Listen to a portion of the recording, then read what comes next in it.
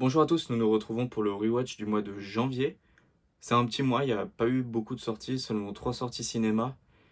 Du coup, je me suis permis de rajouter une sortie, déjà parce qu'il y a un intérêt à en parler. En plus de ça, c'est un film que j'avais pas vu et que j'aurais bien voulu mettre après coup dans le rewatch de 2023, donc je l'ai rajouté dans ce rewatch-là.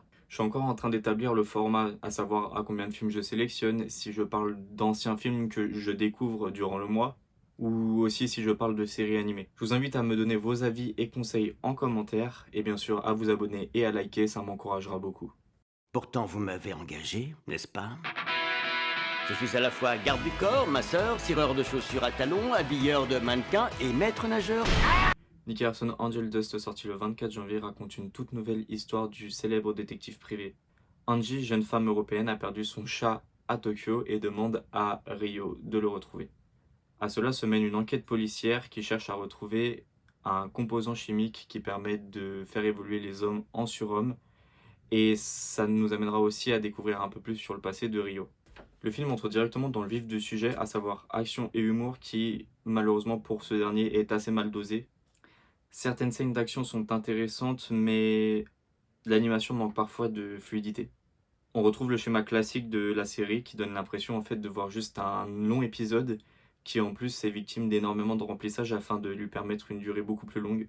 Et par rapport à ce remplissage, il est vraiment pas du tout nécessaire. Notamment avec l'aspect Mokori qui est le fait que Nikki est complètement obsédée par les femmes. Et également une scène qui était un peu gênante et qui n'avait rien à faire dans le film. La seconde moitié est bien plus intéressante. Le scénario est pas trop mal. Ça manque quand même beaucoup de réalisme. On a le droit à une apparition, plus qu'une apparition même de Cat's Eyes, et également d'un autre personnage très célèbre de l'animation japonaise. Kaori est pour moi le meilleur personnage du film.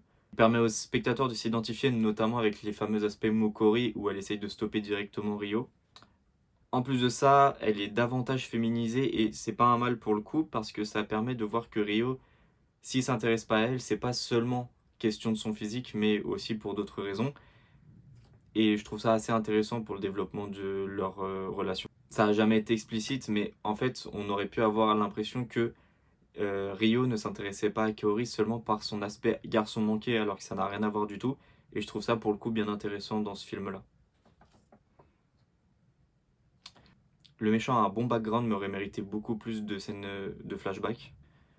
Rio est très badass dans les scènes sérieuses, mais par contre, il est vraiment très très lourd. C'est un peu le but du personnage, mais très très gênant par moments niveau scène humoristique. C'est un film qui plairait aux fans, j'ai passé un bon moment mais sans plus.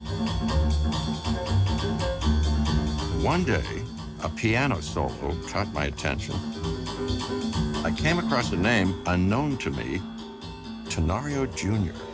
Des shots de Piano Player, sorti le 31 janvier. Film de docu-fiction d'animation réalisé par Fernando Trueba et Javier Mariscal, racontant l'investigation menée par un journaliste américain sur la musique brésilienne des années 60. Lors de ses recherches, il apprend la mystérieuse disparition de Francisco Tenorio Jr. en Argentine dans les années 60. Il décidera donc de retracer la vie de ce virtuose du piano, considéré comme un des plus grands pianistes de son temps par ses pairs. Il enquêtera également sur son décès qui amènera également une dimension politique au film, surtout dans la seconde partie. On y abordera les renversements des gouvernements dans les années 70 en Amérique latine. Film très intéressant, la bande son jazzy et au style graphique un peu particulier quand même.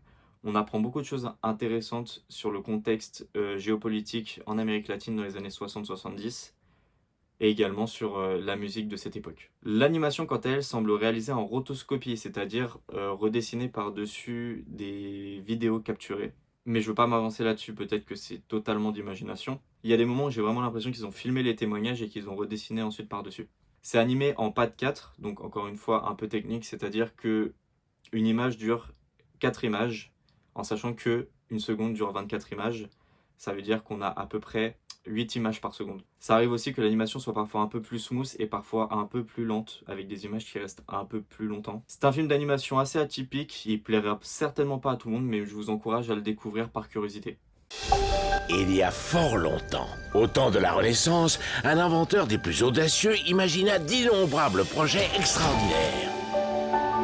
Les sciences, les arts, l'architecture. Si vous ne l'aviez pas deviné, ce visionnaire, c'est moi. Léo, la fabuleuse histoire de Léonard de Vinci. Sorti le 31 janvier, long métrage stop motion écrit et réalisé par Jim Capobianco et co-réalisé par Pierre-Luc Grangeon. C'est un film produit par Foliascope, donc c'est français. On suit l'histoire de Léonard de Vinci qui, pour pouvoir continuer ses recherches qui sont assez mal vues par l'Église, va aller vivre en France et arrive sous la coupe du roi François Ier et devient son inventeur personnel. Il lui demande de construire son château, etc. Quant à lui, Léonard va vouloir faire ses propres recherches, ses propres innovations personnelles et le fait en cachette. Ce film est une très bonne expérience. C'est un film en fait en stop motion, mais à des moments j'ai pu croire que ça pouvait être de la 3D imitation stop motion. Visiblement, c'est vraiment de la stop motion avec des décors qui ont été construits et tout. J'ai pas eu le temps vraiment de me documenter dessus. Mais il y a aussi énormément de scènes assez oniriques en 2D où on est vraiment dans les pensées de Léonard, où il s'imagine comment fonctionne le corps humain, où il s'imagine comment pouvoir voler, créer de telles ou telles inventions. Le reste du film reste très peu réaliste aussi par rapport à la perception qu'on a des décors et l'échelle entre les personnages et les bâtiments, mais tout marche merveilleusement bien. L'humour plaira aux petits et aux grands. L'adaptation est évidemment très libre et aussi très intéressante. Un film bien sûr premier abord pour les enfants. J'ai été le voir sans attente et j'ai été le voir sans attente et j'ai passé un très bon moment, donc c'est parfait pour une sortie en famille. L'assassin de la reine court toujours. Le royaume a peur. C'est un assassin. C'est un monstre. C'est l'homme qu'il me faut. Et on finit avec Nimona. Merci, grand merci à Annapurna. Film sorti sur Netflix le 30 juin 2023. Et oui, du coup, c'est le fameux film que je récupère en retard. Réalisé par Nick Bruno et Troy Quane. Adaptation du roman graphique Nimona de N.D. Stevenson. Accusé du meurtre de la reine qu'il n'a pas commis, Ballister, jeune chevalier, se voit dans l'obligation de déserter et fait équipe avec Nimona, une étrange jeune fille ayant le pouvoir de changer d'apparence. Ils tenteront de prouver au peuple l'innocence de Ballister, nommé aux Oscars 2024. C'est juste pour cette raison-là que le film m'a énormément intrigué. Et c'est pour ça que du coup j'ai décidé de le rattraper, que je vous en parle maintenant. J'avais pas de grande conviction et finalement c'est un des meilleurs films sortis en 2023. Il aurait clairement dû faire partie du rewatch. C'est un excellent film qui était destiné à ne jamais sortir après le rachat de la Fox par Disney et la fermeture de Blue Sky. Annapurna et Netflix ont décidé de financer ce projet et c'était vraiment une excellente idée. Pour plus d'informations quant à la production du film Nimona, il y a un youtubeur spécialisé dans l'animation qui s'appelle Le Puy Animé qui a fait une excellente vidéo à ce sujet et je vous mets le lien directement dans la description. En vrai, je vous invite à découvrir le film vous-même parce que déjà il est sur Netflix donc il est hyper accessible. Mais la plupart des thèmes qui sont abordés sont vraiment très bien faits. L'univers qui est créé, qui est un univers de science-fantasy, où il y a du coup Nimona qui sont sûrement plusieurs créatures, où on a vraiment des chevaliers mais dans un monde assez futuriste. Ça parle également d'acceptation de soi et aussi de harcèlement et d'autres thèmes qui sont assez durs et qui sont super bien abordés. L'humour est très bien dosé, vous passerez forcément un excellent moment devant ce film. C'est une excellente animation, il me donne l'impression d'être fait en 2D, j'ai pas poussé les recherches parce que je viens juste de le voir et que j'ai vraiment adoré ce film et que du coup je me suis dit que j'allais en parler directement. Et voilà, c'est fini. Donc du coup, Nimona, je l'ai vraiment vu par rapport aux Oscars. Je ferai une prédiction sur le potentiel vainqueur. Ce sera sur TikTok ou Instagram et pas sur YouTube. Mais du coup, c'est pour ça que j'ai voulu rattraper ce film.